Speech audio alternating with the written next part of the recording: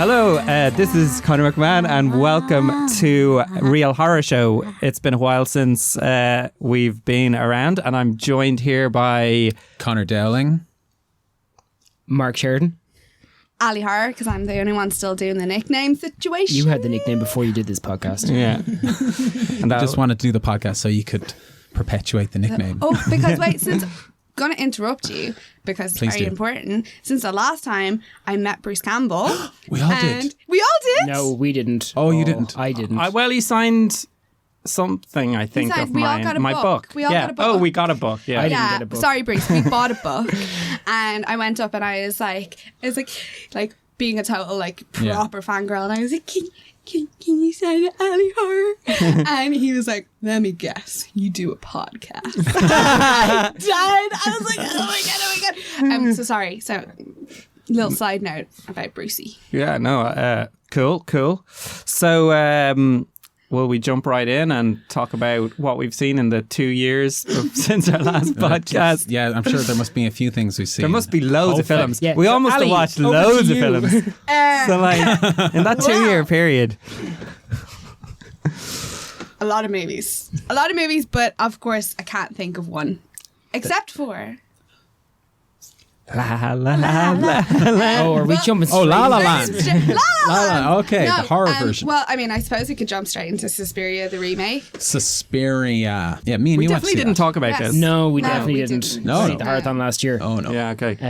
It's one of those weird ones. I don't quite get the complete and utter hatred and despisal of it, but I quite enjoyed it for what it was, but I've no interest in particularly seeing it again. Yeah. And I guess the Argento one will always be my Suspiria. But that's Suspiria. I think the remake is not Suspiria. It like took the very basic core concept and it turned it into something that was very arty, very beautiful to look at. In no way Was it beautiful to look at? it was beautiful to It looked like it still needed a grade. That's what I thought. It looked like it Ungraded footage. Ungraded. think. But that's like, it was Berlin, it was Germany, Yeah. it Yes. was cold, it was like, so Yeah, I think the color scheme worked, but I think it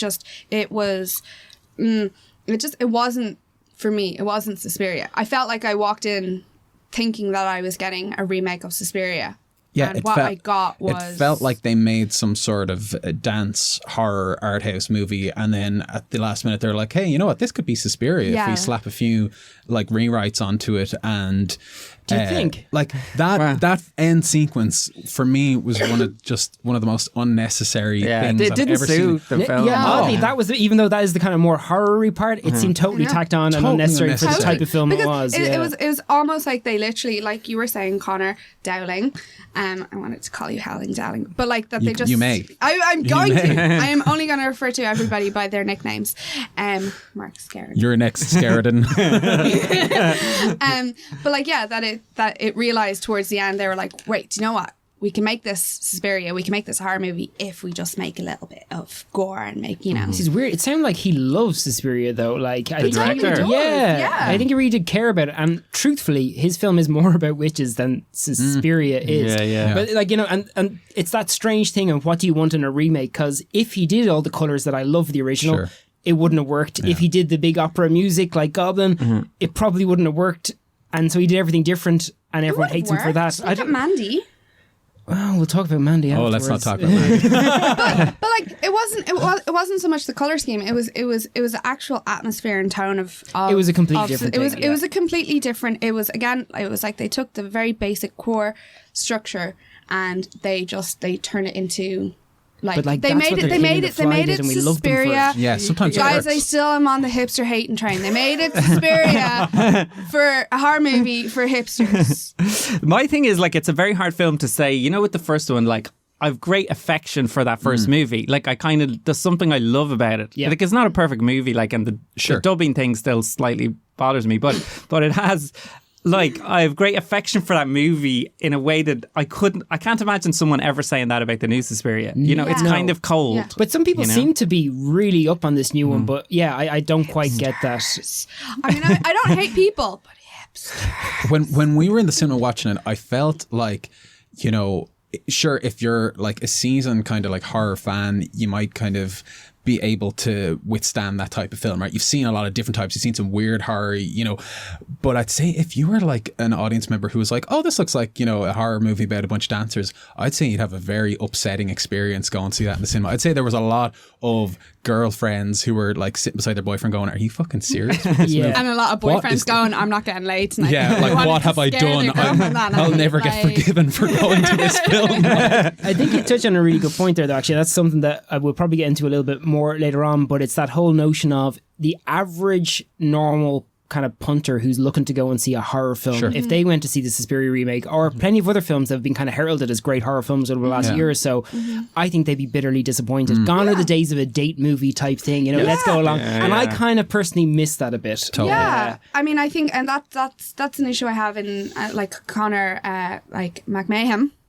We're talking That's about me. That's we were just talking about it like briefly with regard to, I know it's not horror, but Bohemian Rhapsody, and how like there is Really? it is not a horror, but how Those teeth were pretty scary. don't mock Freddie. This is already I came out of that film distraught. Freddie. In tears. Like Freddie's distraught, coming to get like, you. Distraught. Oh, I love that. Who Freddie. knew he was going to die? Yeah. So that's the Freddy origin story. Wow. Wow. But like people have become such snobs about film, and everything has to be super, super, super, super intellectual. And you're so right. We were talking about this actually today in work in terms of horror and Irish audiences, and like, what do Irish audiences want out of horror? And it's not something like Suspiria, because that is actually like, it's a slap in the face, because it's you have to It doesn't deliver. It does not and then deliver. It gives you this big end sequence of nasty, gory, weird, sexualized stuff that you're going, like, when will this be over? And then that ends, and then the film goes on for like another 20 minutes. And you're just like left kind of reeling after it. So you're not really getting that horror experience. It's just more of like this, like, you know, you could have done that film artistically and just been a sort of a dark drama. A dark drama. Without having to tack on all this stuff at the end, you know? Yeah, completely. But that is actually, like, and I know we're supposed to talk about all the films that we've kind of seen, and we probably will get onto that, but just as a general thing then, like, what do we all think a horror film is? Because I think you're absolutely right. I think that when I think of a horror film experience, I'm going in, and I actually want one that has that bit of depth to it, whether it's like your Thing or The Fly. Totally. But I do expect entertainment. I expect some scares, some creepiness, some characters, a couple of surprises, whether that's gory or a jump or whatever. Maybe even a few laughs. Yeah, exactly. And I feel like I want to be entertained, you know, like a roller coaster type ride. I do want to have some fun with it, even if it's quite nasty, like something like Martyrs, or if it's something a bit more fun, like a slasher film. I think a horror experience is enjoying the nasty ride and not just having a horribly brutal experience. It's exploring the macabre. It's again, film is a vehicle to bring you into like another world and to entertain and to get you out of reality. So it is, you want to enjoy it. And I think, like, you know, those films that probably are held up as the smart horrors, like, and the ones that do well do deliver on the horror. And I think that's the thing that sometimes gets like sort of forgotten. Like, you know, people would sort of hold up, you know, The Witch, right, as a very smart horror movie, but it's also a kind of creepy movie, you know, and it's also, so for me it really worked as both a horror, and I think when that element is missing, I think that's where it gets a little bit lost, you know, where it's like, well, we don't want it to be a horror, we're trying to be smart. And it's like, and you don't even do the basic bit. You know what I mean? It's really sad. It's frustrating because that is what you're looking forward to, especially when you like the concept. You're kind of thinking, this could be an enjoyable horror. And yet it seems every time I'm waiting for that horror moment, the guy's like, well, I'm kind of too smart for this bit. And you're like, no, I want that bit. I want to have that time. Also, just on, as a massive film score fan, as that my beautiful singing at the start of the podcast, the Suspiria soundtrack and score was exceptional. The new one or the old one? The old one. Yeah. Goblin. That is correct. Oh yeah. And, like, what? Oh no, I was just gonna say, like I still remember, it's one of those things, like I still remember seeing Suspiria for the first time and going, you know, when you literally go, I have never seen anything like this in my life. Yeah. What is this? Yes. Yeah. And your mind gets kind of like short-circuited by what you're watching. It's like your first David Lynch film. It's just something about it. It's just throwing you off and you don't know where, you know. Way to put it. Yeah. But sorry. Yeah, that was severe. Like, that is, for me, one of my childhood highlights of Suspiria is the soundtrack. Yeah. And No disrespect to Tom York, like none. Sure. He's listening. Thanks, Tom. Sorry, Tom. I also want the life rights to your life because I think you'd make a And great the rights. movie. Cut to Tom York. Cancel the tour, guys. But no, go on. But it was so lacking in that department. And again, for me, film scores and film music is so important. Like I've been listening to a lot of 80s horror soundtracks. And by that do we mean synth soundtracks? Or, Yes. Or, Oh, you know it. Wurlitzer? Like Whirligigs? Whirligigs? I don't know. I think I might have made that up. The Wurlitzer, like the machine that like can play every instrument basically. Oh, shit. And for me, just Suspiria was just, it had no musical atmosphere in it whatsoever. Yeah, like when I heard Tom York was signed up to do the music, I was like, okay, so they're taking a conscious decision to, honor that originality of the music. And, when the movie started with his soundtrack, I was like, okay, that sounds pretty cool, yeah, and he's got a very distinct voice and all that. But then the rest of the music throughout the film, if there was much, I didn't think it was very stand out. It wasn't an overriding, like it's in the original like Suspiria, the music is so much. I think we might have touched on this before in one of the earlier podcasts, but like it is Argento without Goblin. It's like Carpenter's films without his soundtracks. And actually, I don't think it's in any way taken away from the filmmakers because it's the pairing of the two that makes it great. But I do miss a bit of the bombastic, not being afraid to have the music really tell me what we're feeling. Exactly. The music really just leads you through it. And I found even with the Tom York stuff, I think maybe the second or third time I heard the song in the film, I was like, I'm kind of over this song by now. It's almost a little bit dreary. You never get over the Goblin. That's it. The Goblin stuff is just non-stop, like. Never. So should we move on to another movie? Sure. The original Suspiria. Yes. And what else have people seen? What's worth talking about? Can I just give a shout out to The Hole in the Ground?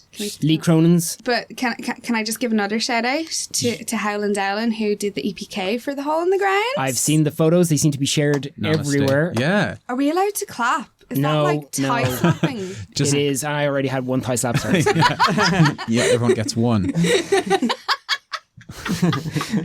So getting things on back fire on the tonight. I wouldn't mind. Mally hasn't even been drinking. Because I suppose me and you both, in one way or another, worked on the film as well. Like, so I was disappointed that I didn't get a chance to see it, but I will.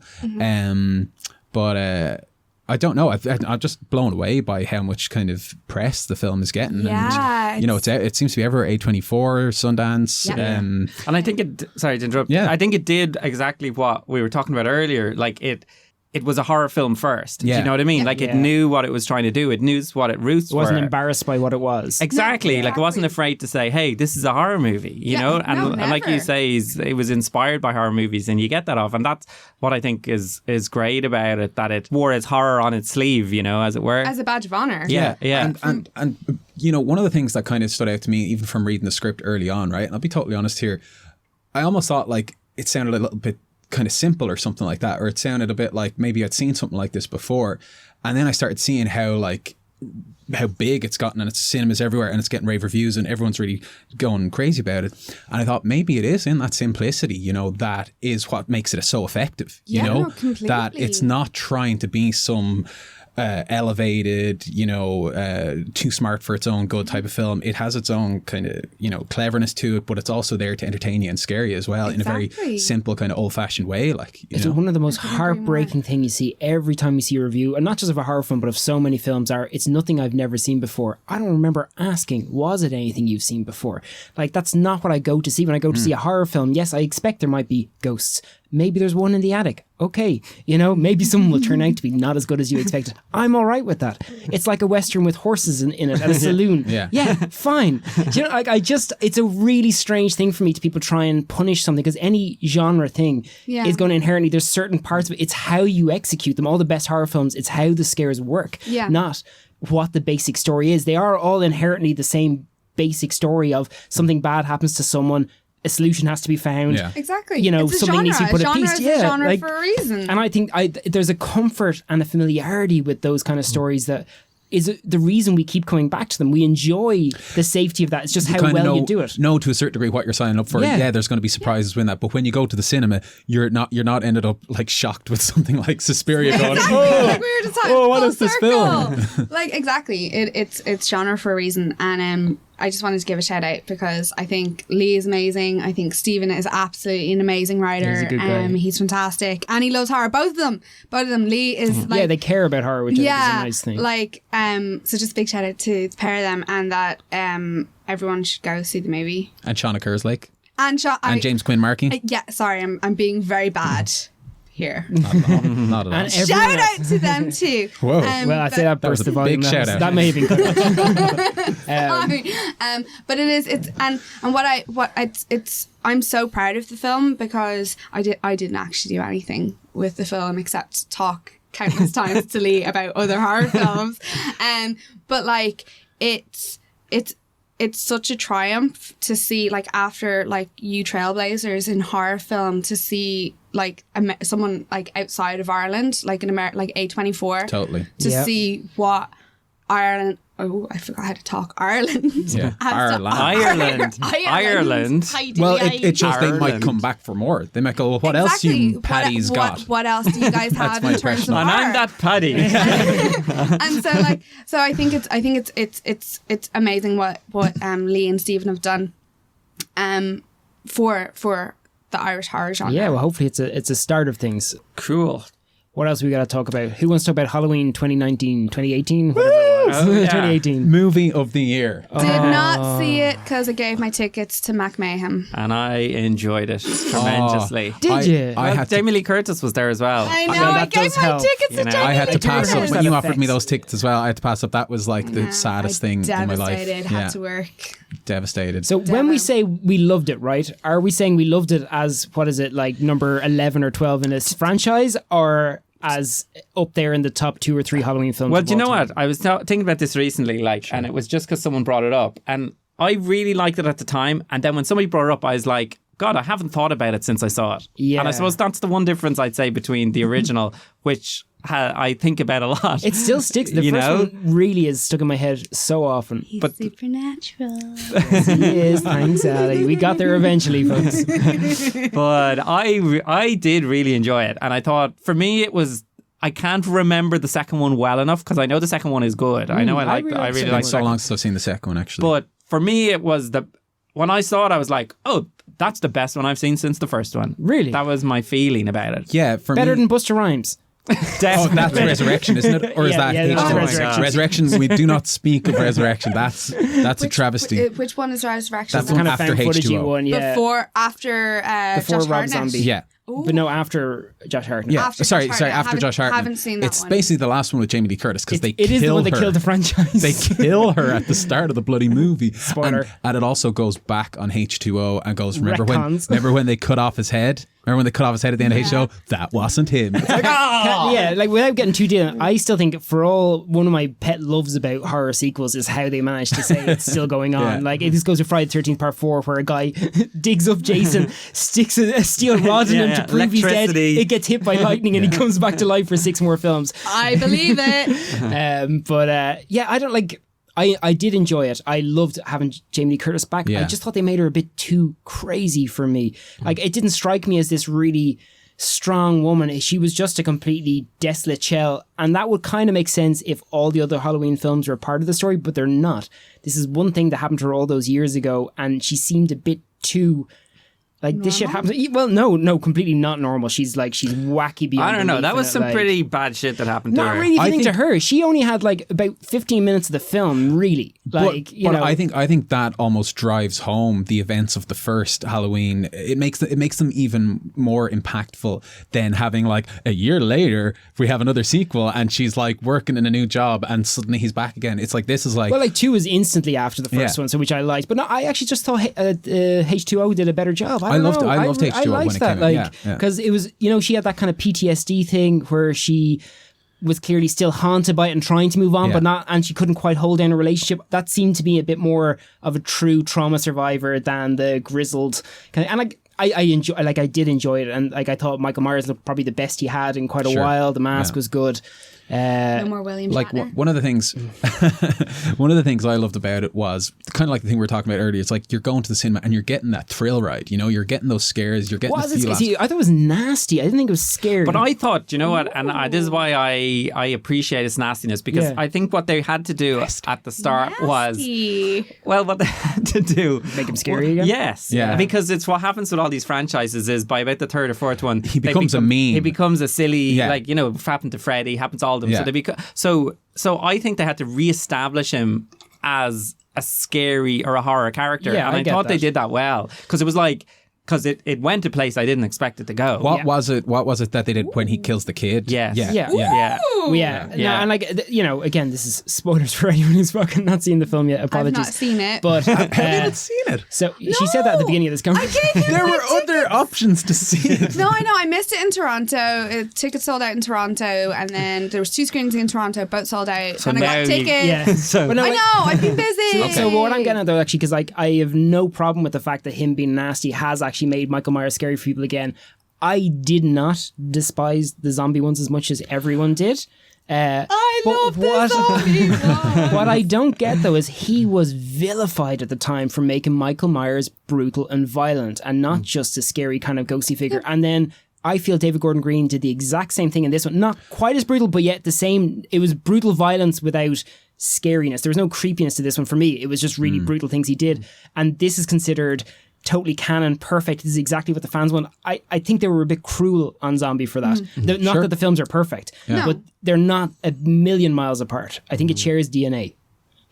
I'm so glad that someone else likes the zombie one. I can't forgive it for those flashback scenes of him as a kid. And it's just I think trying to squeeze the remake in was the worst part of that. Yeah, I think how it counteracted some of that kind of brutalness in the current one is how there is so much kind of humor in the film too.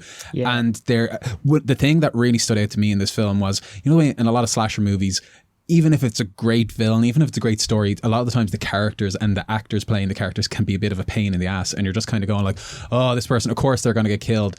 But in the new Halloween, I found they set up so many characters in such a short amount of time and then kill them off really quickly, to the point that you're caring about this kid. You'd watch a whole slasher movie about that babysitter and the little kid. See, that's the weird thing. The babysitter was the one character I actually did care about and I wanted to see more of. I thought she was great in it. I thought Or the podcast. The podcast host was really great as well. Kid, it was a little maybe too comedy heavy for me, but like I thought that babysitter should have been the main character in it, because I was into her much more than the mother daughter. But you know what I thought what was so good about, again, spoiler, but like I almost didn't expect her to get killed because of that. Agreed. You know? Yeah, so that's true. It kind of worked in that way. But I think that's what's so skillful about it, is that they were able to set up these like likable characters who you would follow to the end of a film, and then subvert your expectations by killing them like 5 minutes later. And you're like, so you're kind of going, oh shit, nobody's safe. And I have spoken to people who said, yeah, but then you're just watching this film constantly. It's like, oh, hey, here's a new character dead. Here's a new character dead.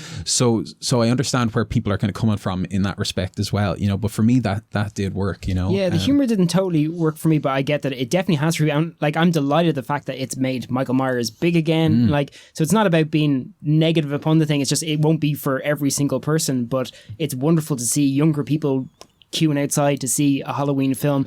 Now they're planning to move forward with more of them with Blumhouse.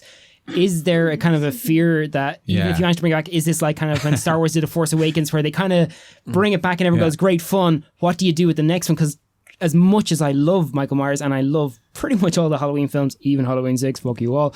Resurrection? No, that's not right. Okay. But like, where do you really go with it? There isn't a huge amount. Like, bringing Jamie Lee Curtis back was brilliant because that's really what we all kind of want to see, but is there more sequels to be had in it? Like, I don't know about that, to be honest. I'd be cautiously optimistic, you know, and I'd be kind of going like, maybe just quit while you're ahead, guys, but like when there's money involved, they're never going to quit, you know, while try telling them that franchise money. But one of the things that really jumped out at me as well in that film was, what about the John Carpenter score? Like, they integrated that so beautifully. I really liked some of it. It still wasn't quite as powerful for me as the original. I know obviously Carpenter didn't want to redo his older stuff, but just that music still scares me from the original. It still creeps me. Did he do the score with for his the new son, one? Cody, is it? Wow. Yeah. Oh, amazing. Unreal. Yeah, and there's some interesting stuff there. And it's not exactly what you'd expect either, because they didn't layer it in all over the place like they normally would. It's quite kind of restrained. Yeah. But it comes in at nice moments, you know, that just kind of bring you back, and it makes you realise this isn't some kind of like franchise. I'm so sorry, Stephen. That's Ali just dropping a phone. I didn't even know, I wasn't even holding it. So Halloween 2018 gets 2 Connors out of 4. Yeah, and an undecided Ali. Yeah. I haven't seen it yet, but I'm definitely like I super value your guys' opinion, so I'm definitely Super value. And this podcast is sponsored by Super Value. So I'm really looking forward to seeing it for sure. Cool. Okay. Anything else people want to talk about? Connor, jump in. Yeah. One of the Connors. I'll jump through a few quick ones, and then I really liked The House That Jack Built, Lars von Trier. haven't seen it I haven't seen it. I have not seen that. I really want to see that. Would you consider yourself a von Trier fan? Like, I love Antichrist, Melancholia, Dancing in the Dark, Antichrist. Dogville. Yeah, like I think because it's like it's rare I put a film on and I'm slightly nervous about watching it. That's what I love. You know? I'm actually a little bit apprehensive It's about like, this. But yeah. I read a review. I think it was on at Cannes, and maybe people were walking out, maybe people were booing or something like that, but because they're always going because to it do was that. such a horrible film. And I was reading about it, going like, holy shit, it sounds like this director's really got like crossed the line here. Then I saw the trailer for it, and I was like, that just looks like a really good like, dark like serial killer movie. You see, this is the problem. It's like, first of all, if it wasn't Lars von Trier, people probably wouldn't walk out. Exactly, It's almost like, I had to walk out of that Lars von Trier movie. I thought what he did really well was blend a lot of humor into it, even though it's pretty nasty. But also, like, to be fair, it's like, why? It's about a serial killer. Yeah. So it's like, why should you sort of sugarcoat that? Like, the worst he does is show it for what it is. Agreed. You know?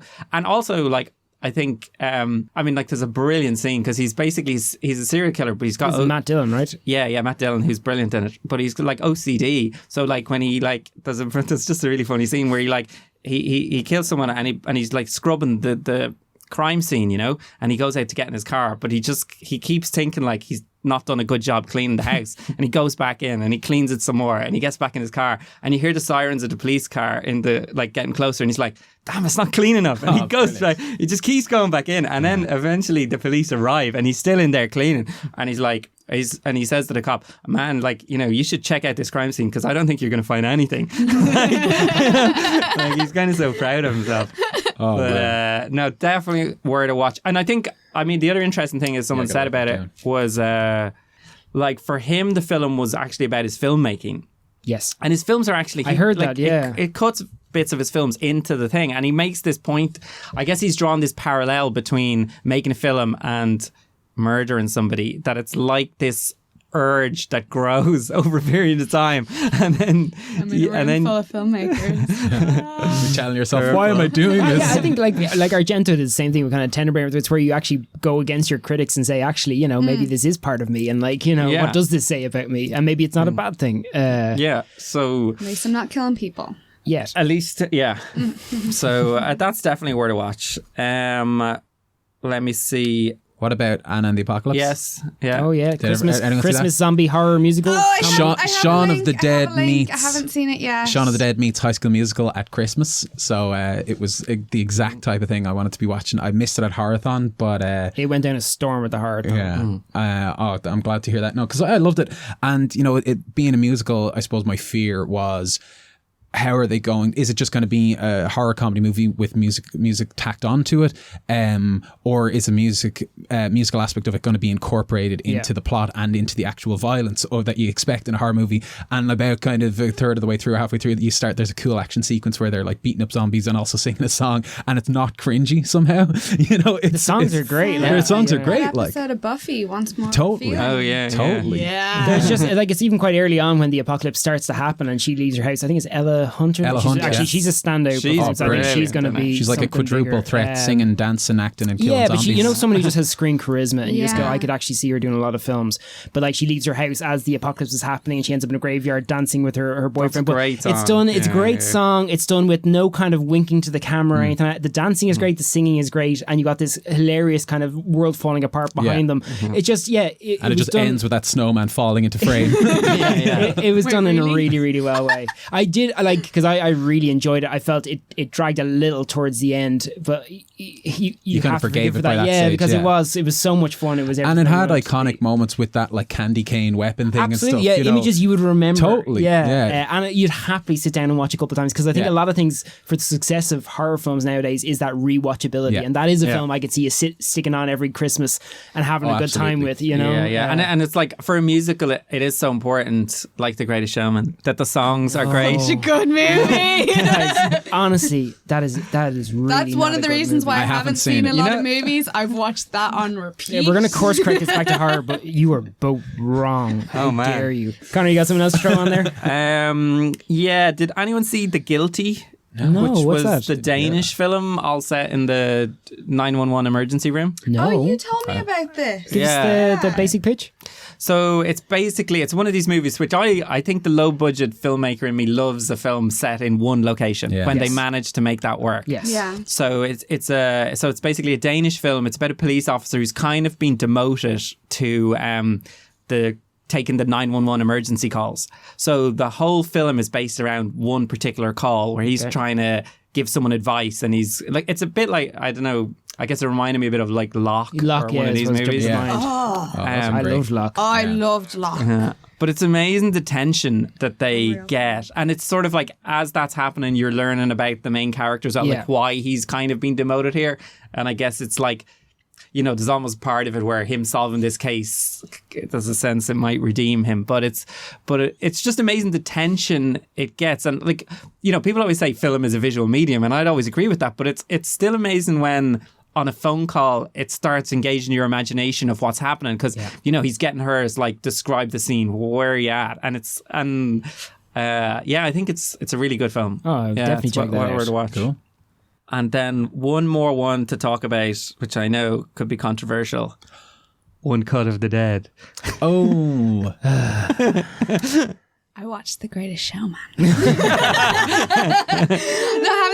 haven't seen it. With full disclosure, I didn't make it to the end too. of One Cut of the Dead. I feel like I can't have a proper And do you know what? conversation And we about probably can. I mean, we should talk this about it again, because I almost feel that you can't talk about that film unless you see it to the end. That's it. And I would kind of agree with you on that, except one of my pet hates. You haven't seen it to the end. One of my pet hates with films, though, where people are like, it doesn't matter if you didn't enjoy it for 2/3 of its running time, that the ending would make it all worthwhile. I kind of think you should at least mostly enjoy all. See, I did mostly enjoy it. Yeah. So you were sitting beside a guy who roared laughing at everything, which seemed insane. Mark, how far did you make it through? I think it was about 2/3. It was about there was about 25 minutes left, and I had seen 24 horror films in the last 4 days, and I decided to go home. So you saw this at Horrorthon? Yeah, it was the closing film, wasn't it? Yeah. You walked out? Yeah, we went to get a bus. I saw it, and I think I only made it, about a third of the way through. And walked out. Yeah, I only watched a third of it, and I was like, maybe I'll come back to this. Yeah. And then I was talking to Conor about it, and he's like, oh, you got to stick with it. And I was like, okay, but I haven't done it since. So I feel like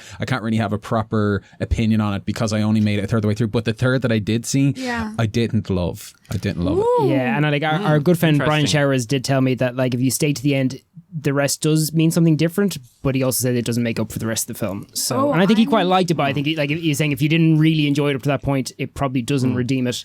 Like it is, I mean, this film has been a massive hit. Huge I think hit. it was made like Huge it was made for like 20 grand, and it made like 20 million. Yeah. So it's been this. Yeah.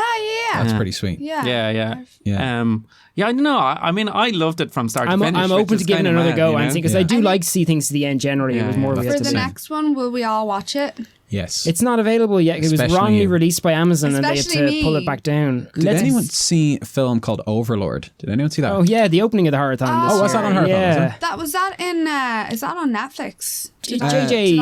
Abrams produced, but directed by.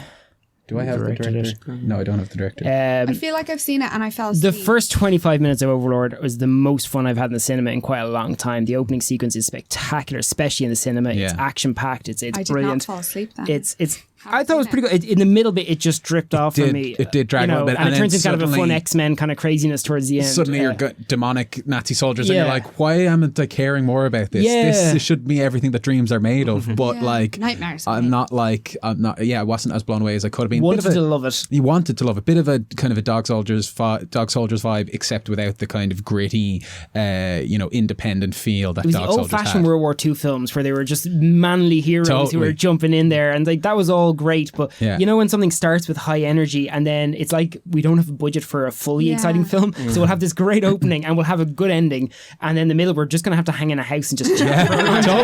And that really is, and it slows it to a serious crawl. It does. Now there's some good gore in it. In fairness, they do go there. Ooh, I do like gore. But I like I'd say worth a watch. But you're talking it's a decent 3-star watching Sure. experience. Yeah, Don't expect it to be much more, but good fun. Cool. Anything else on your list, Dowling? Or should I go mine? Nothing else that really blew me away. Did anyone see Castle Rock, the TV show? Not yet, actually. Yeah, I've heard mixed things. I have heard. Yeah.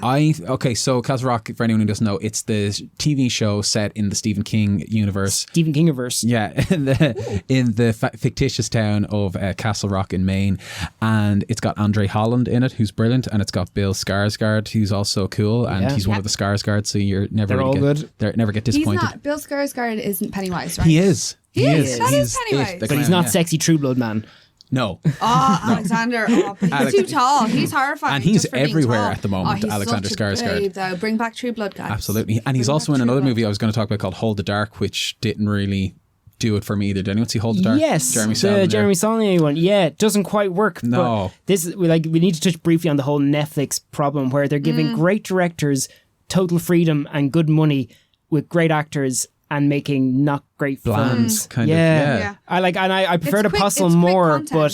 but Oh yeah, I saw Apostle. It Yeah. was okay. It there was bits in it I loved, but it was yeah. it was bloated and not great. was. Velvet Buzzsaw was very disappointing to Oh me. my god! I haven't seen that yet. Oh, But Castle, Dan Gilroy Richard did Nightcrawler. that's from Jake Velvet Gyllenhaal, isn't it? Buzzsaw. Yeah, it was. Oh, When you see Nightcrawler, which was amazing. It's Oh, his it's new film. amazing. you Oh, it's know. the same director as Same Nightcrawler. director, yeah. Oh, shit. like it was. Nightcrawler I was. mean, that is Oh. probably the biggest letdown I've had. Very much so. Wow. in a long time. I was wouldn't have put dying that. for it. I wouldn't have put that with the director of Nightcrawler at all. Yeah, When I saw no. the trailer, I was like, No. wow. And it's such a good concept. And Great it, like, concept. It like I'm trying to remember. I think it was like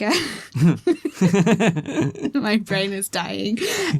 Like a Tales from the Crypt, like from the 1970s. It was a very similar kind of Dorian Gray-esque concept that they had in one of those anthology series back in the 70s.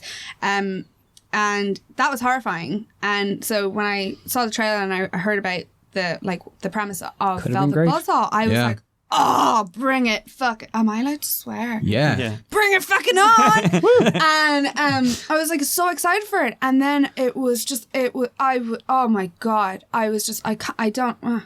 Yeah. No words. It's very meh. Right. Like, It's just, unfortunately. And again, one of the things you want to like. I prefer the Puzzle a lot more because it touches more on the Wicker Man kind Yeah. of pagan Yeah, thing. yeah. But, Apostle had its moments. Apostle looked good. And it did. had atmosphere. It had atmosphere Yeah. in It spades. really It had some did. great bits. And Yeah. Hold the Dark also had some Totally. very promising Well, it moments. felt like it was.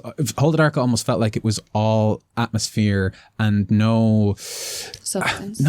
maybe not substance, but it just suffered from being so serious and bleak to the point that you're just watching it and you just Like feel. you think the energy bleak. of Green Room, like Totally. that Yeah. kept me on edge the whole way through. I mean, you talk about contained films as well. Yeah. like- Yeah. And funnily, around the similar time they were probably making Hold the Dark, that movie Wind River came out. Did anyone see that? Oh yeah.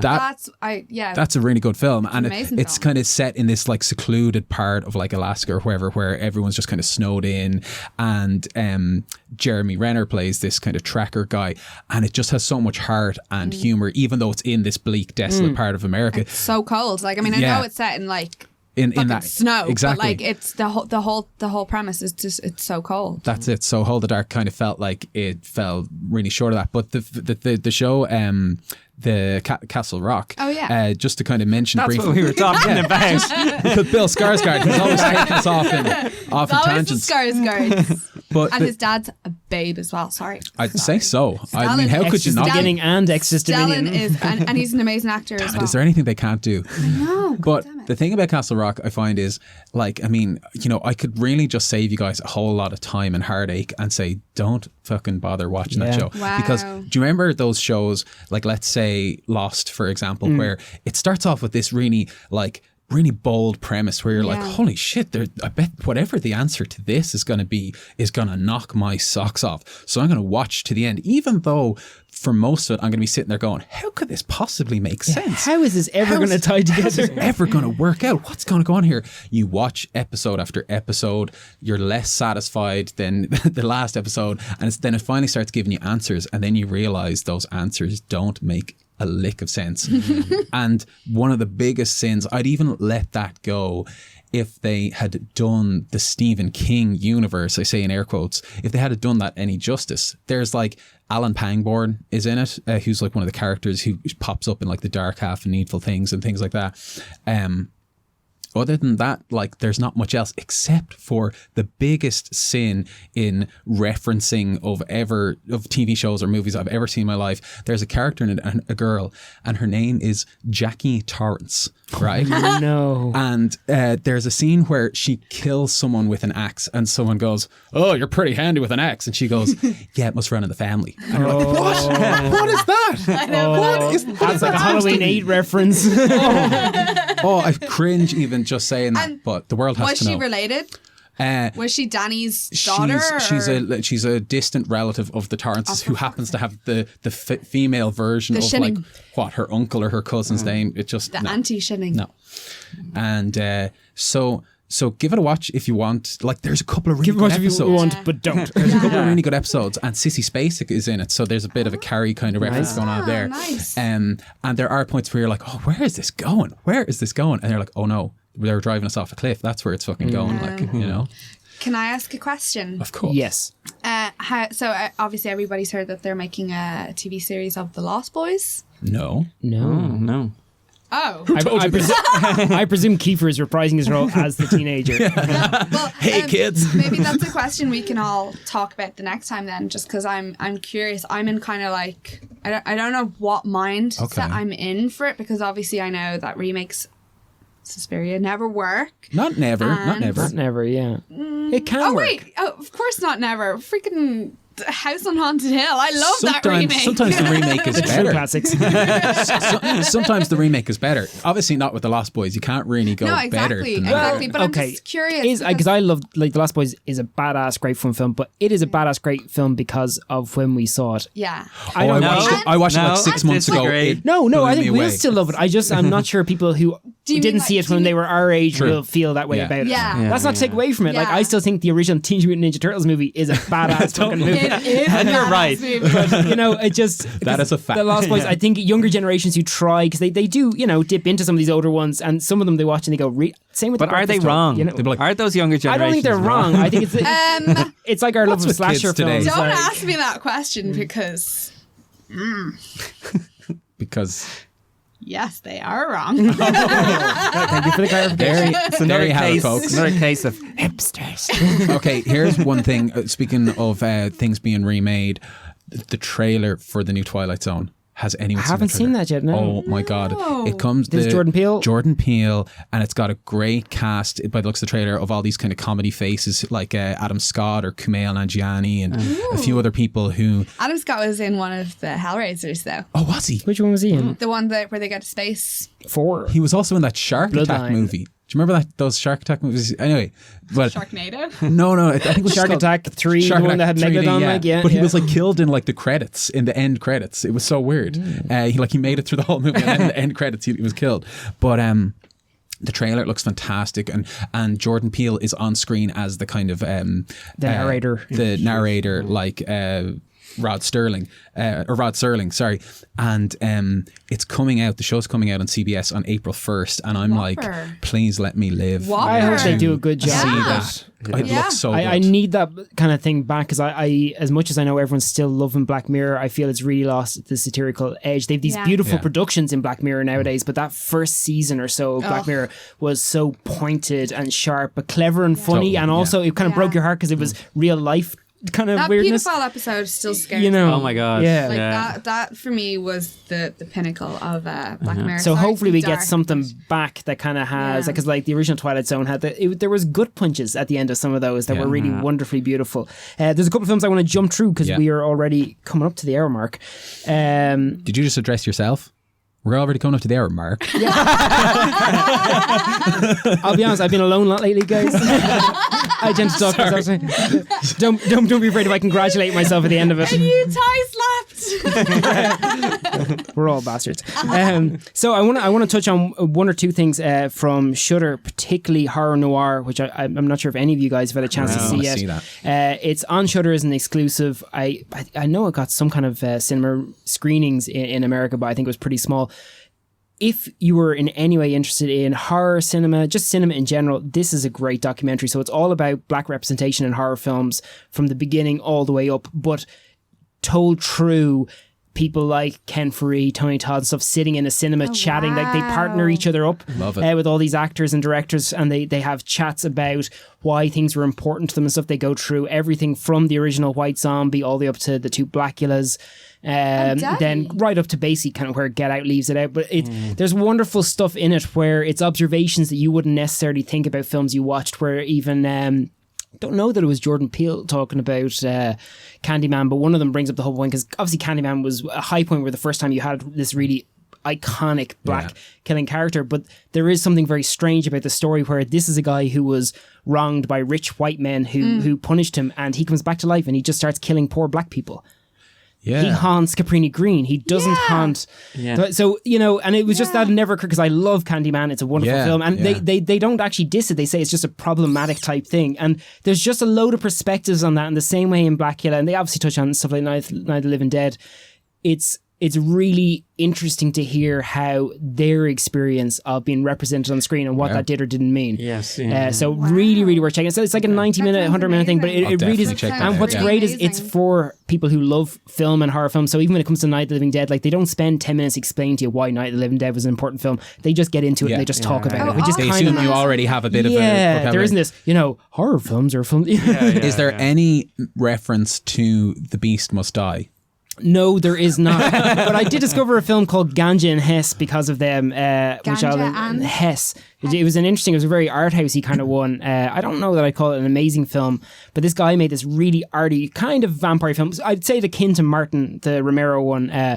And basically what happened to it was, I think it was screened at Cannes, it got like a standing ovation, and then it was picked up by a distributor who said, well, no one wants to see like a kind of arty film representing black people, so they just cut half an hour of it and sold it as a trashy horror film. And the Modern Art Museum has restored it now and actually put the full version out. So I wouldn't say it's a curiosity worth seeing, but it was a blind spot for me, so I think it's worth checking out. Quickly going on other ones, there's one called He's Out There, which got dropped straight onto Netflix with no fanfare whatsoever. Directed by a guy called Quinn Lasher, who has directed nothing before, and if you dig into it a little bit, it's actually the guy who directed the Last House on the Left remake. Got so shafted on it that he totally disassociated, and it's like a new Alan Smithy type thing. He took his name off the film, and they just dumped it.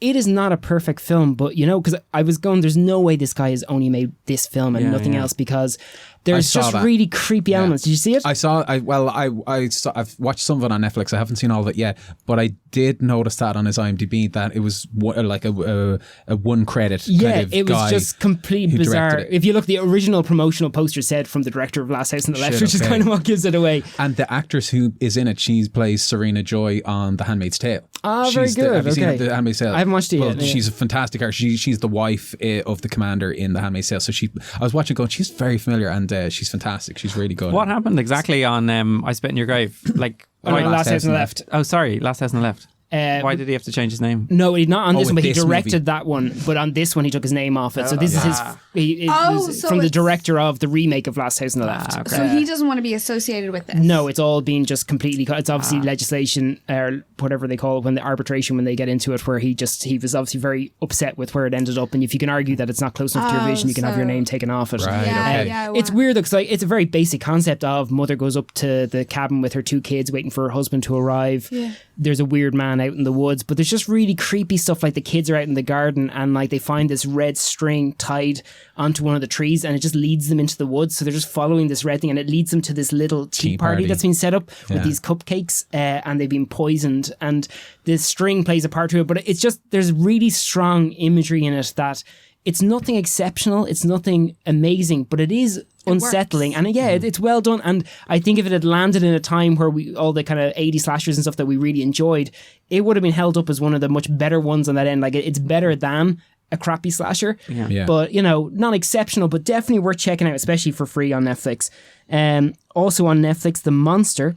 I went on to watch this today and then I was like, it got 3 stars, and then also it popped up A Monster Calls, so I said, oh, I'll watch A Monster Calls. 1 hour later, I'm on my sofa weeping. I don't regret it. Yeah, no, John, the Monster again. It's nothing you haven't seen before, but it's a really well done, simple thing of a mum who suffers with addiction, who's not good with her kid. She's driving her to drop it off somewhere. They get their car.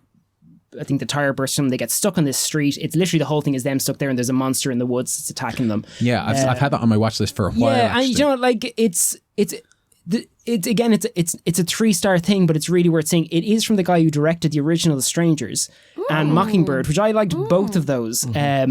It's nice character done. The creature looks kind of cool. It's a practical creature. Oh, awesome. There is gore when it's there, so it's stick it on an evening for like a good 90 minutes worth of entertainment. Don't expect it to change your world or anything, but it deserves better than just being dumped on Netflix where it's getting compared in with some of their other junk that they will throw onto that kind of stuff. I mean the Netflix thing, it's like, at least your movie's been seen. Yeah, no, absolutely. But hopefully it'll get discovered that way, and that's what you're looking for. I've been hearing that a lot recently. Films being dumped onto Netflix. Is that becoming like the new like straight to DVD kind of thing? Pretty much. But it is kind of a better quality. But VOD. It is. Yeah, because obviously, like I'd say a lot of filmmakers would just be like, oh, I'd just love to get my film onto Netflix. Well, that's the problem. There's people who are willing to pay to get their film on Netflix just because you reach an audience, guaranteed. Yeah, well, it's like theatrical. It's just theatrical is Marvel. It's Star Wars. It's all these big studio films. It's very hard to get independent films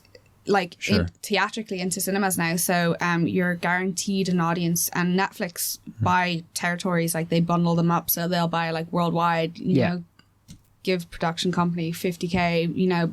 Totally underselling. Sorry, I love Netflix. I love Netflix. But it is destroying the film industry. Well, it's where your film goes. Please to don't hate us, Netflix.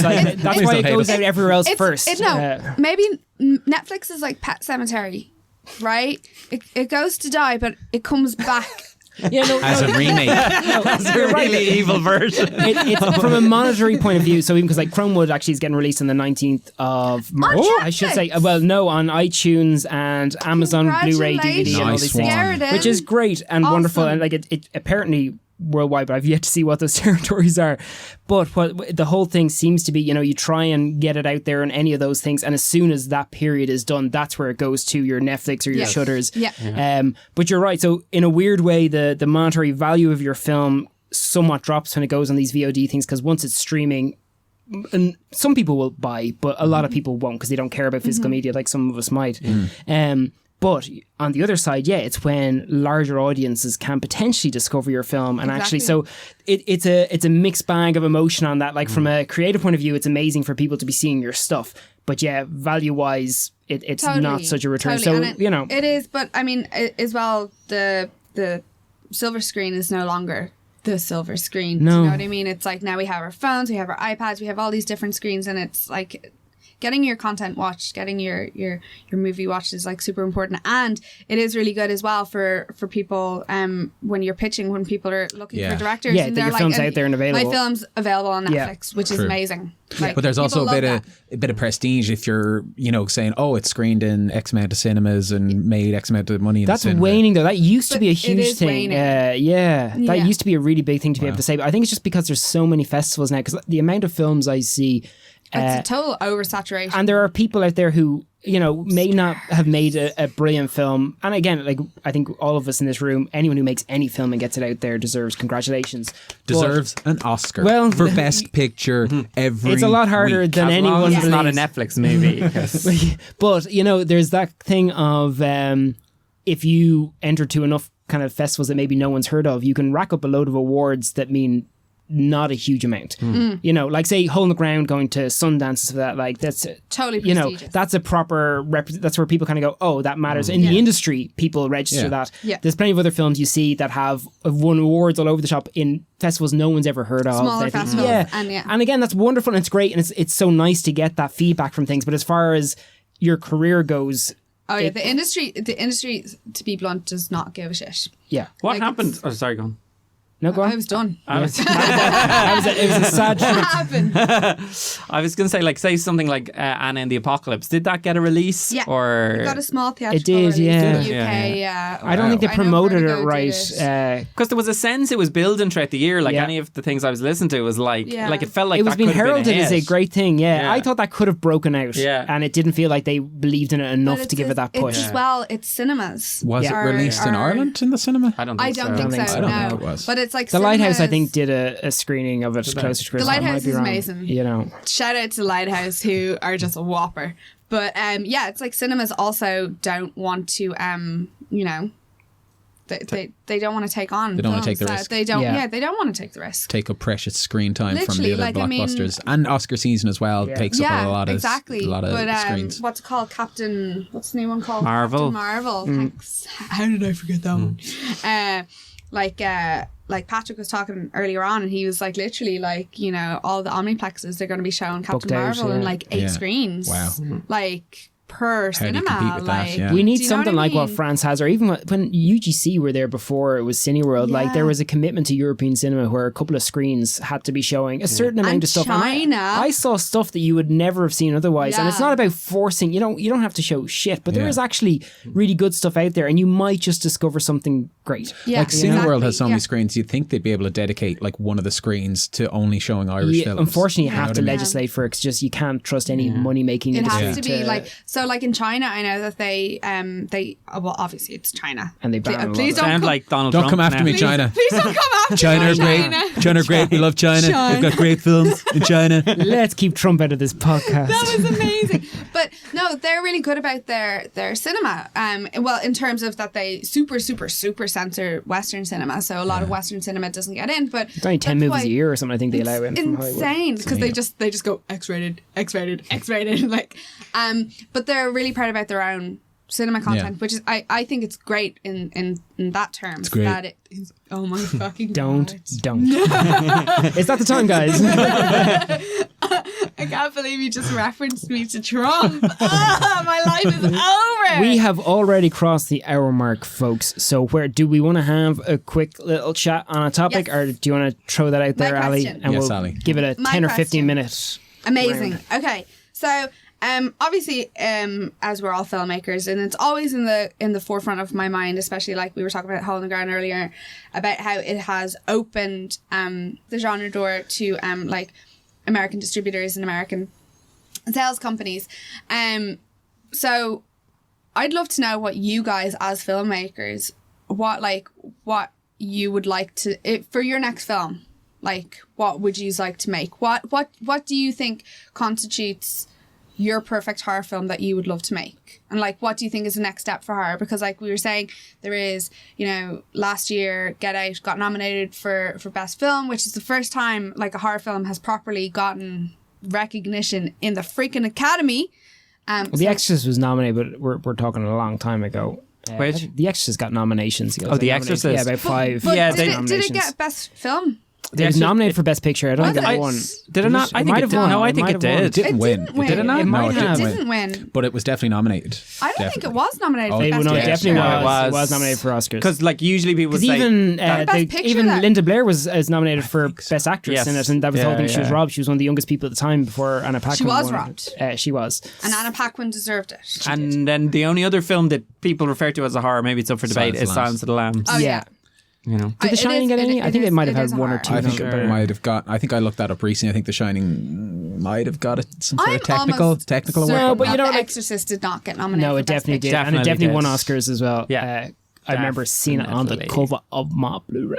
But no, physical media. Just while you guys are maybe thinking about it, like for me on the horror front, it was kind of what we were saying earlier on about wanting to have a good time. It's something I'm struggling a little bit at the moment with, trying to get a producer who appreciates that level where, you know, it's that balance between it's dark enough and kind of disturbing enough that we will kind of disturb people, but they're also going to have a good time with it. I miss that. Like, even now we're getting to a point where films in the 90s that were trashed and slagged, when they're around long enough, people start to like them more. I even hear people like, you know, saying how great the I Know What You Did Last Summer films were, which isn't quite They were true. amazing back then, and they're amazing But no, now. but you know, like even for me, Wrong Turn, I had a great time at Wrong Turn. The first one, they dropped off a bit for me, but like is like it's a creepy hillbilly film in the woods. It's got gore, it's got excitement, it's got beautiful actors and actresses.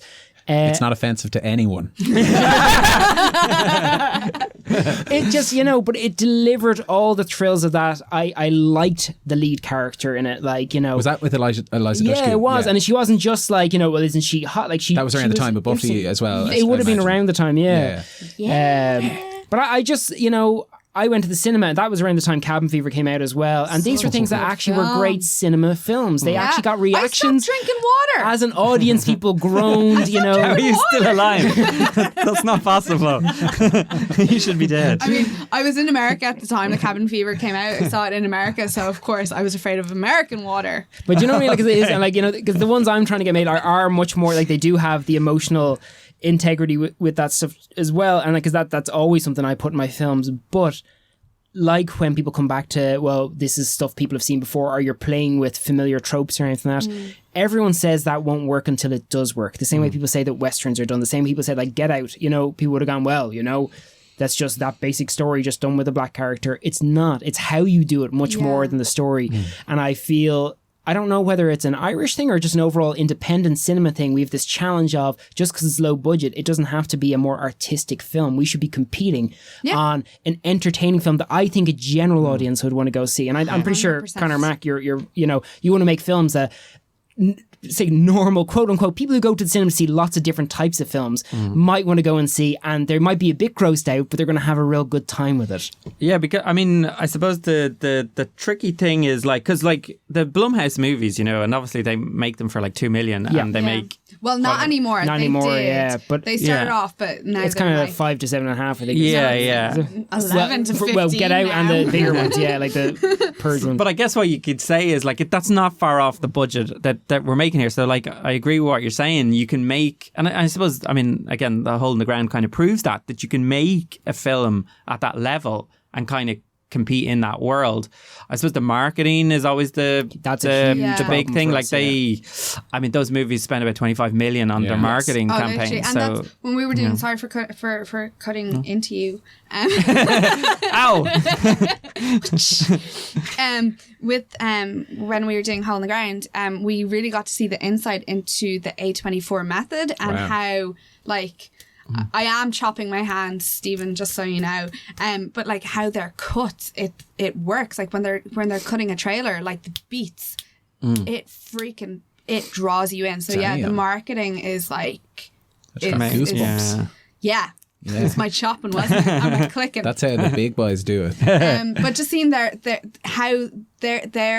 model for being a Venus flytrap, their model for catching people in on social media was like. That was a fun ride, but I'm so sorry to cut you. I'm gonna cut it.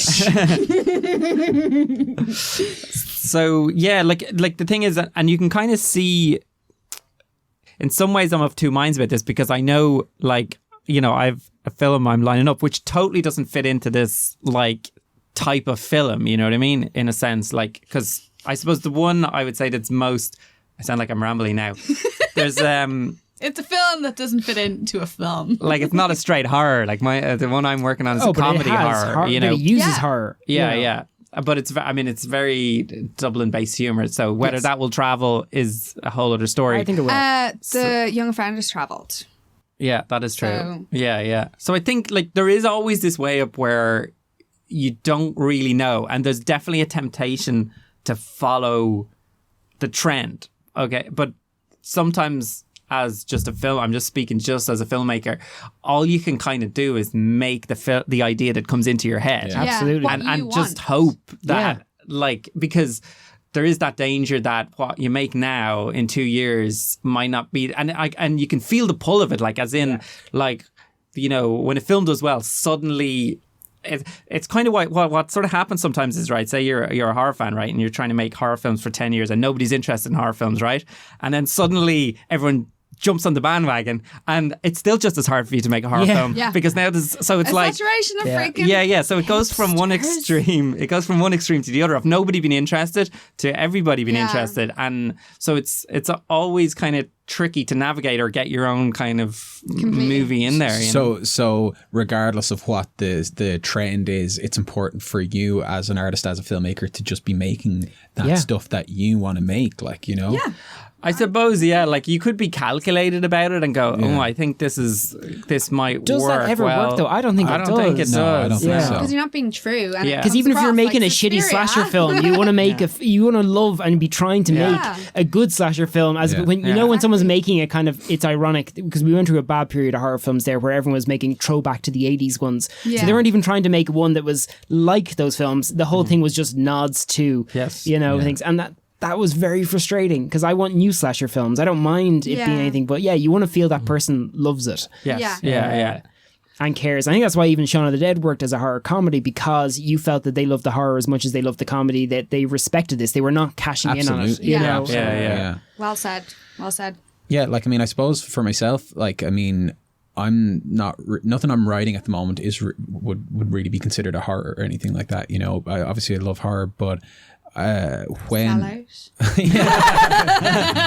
just said what we were all thinking. I'm making a lot of no. Dial down his mic, lads. But no, when I do make something that's, you know, horror related, I think the thing that's going to be important for me is that it does have that entertainment value. Like the feeling I had when I walked out of Halloween in the cinema, I remember specifically saying, like, these are the type of films I want to make. I want to make those type of films that you leave the cinema buzzing afterwards. Not the type of films like Suspiria where you leave the film upset and older and wishing you hadn't had to experience that, and hoping that no other fragile people out there have to experience that as well. I know that's pretty harsh on the filmmakers, but I honestly think that, you know, like, I did have a period where I was writing kind of like dark, like horror kind of stuff, and making some kind of dark, kind of creepy shorts, and forgetting to kind of inject some of that kind of heart and entertainment value and even humor into it. And you realize there's already so much horrible fucking shit going on in the world. You're like, do I really want to contribute to that by making this like negative stuff? Or do I want to, you know, embrace that and have fun with it, you know? And that's where I'd want to be if it was me making a horror film down the road somewhere. Just in case people think I'm a horrible human being, when I was saying, I want to contribute to all the horror in the world, it's more because horror is a form of escape. Yes. And so it's, I think, just clear it because the PC warriors will come after me. It would not be a real horror show podcast without Ali being afraid that she's going to be lynched by someone at the end of it. But like it is fantastical, and it is feeling scared from a film is a much better feeling than being scared from the reality of the world. So my goal still is to obviously create that Oscar-winning horror film, which hopefully we can all do together, guys. You're getting too old. What did you say? Getting too old. My bollocks. End of.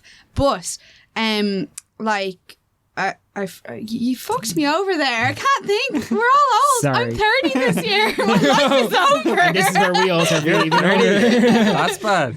So, time for a beer, lads. This has been amazing. I've been looking forward to this for ages. Yeah, it's been really good to be back together. Absolutely.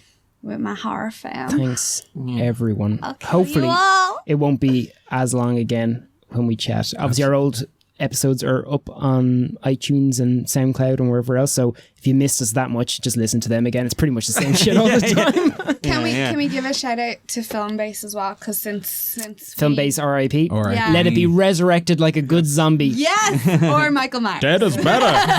Dead is better. Oh yeah, and we can talk about the next time because from the very first episode, Pet Sematary is one of my all-time favorite. Oh, it's Yeah. coming back. Yeah. And it's coming back to Original- slap us in the face with a cracking remake. The first trailer, I was like, oh. Me too. And I I've was like, avoided the new "Ooh." one, but I've heard. Oh, yeah. shit my balls off. The new one is You can tell me about it over a beer. I don't like CGI cats. Oh, This is a personal racist issue that Conor Go on record and say, I don't How are like you with CGI coyotes? Not them either, but don't like those cats. But we gotta give a shout out as well to Stephen Galvin, obviously, and Film Ireland for Yes. hosting us yet again, and you know, Gemma. hopefully a lot more of these podcasts from us and from everyone else who contributes to the wonderful Film Ireland. Yeah, and if anyone is listening to this episode and they think of things they want us to discuss, send us messages through Film Ireland. Pigeons.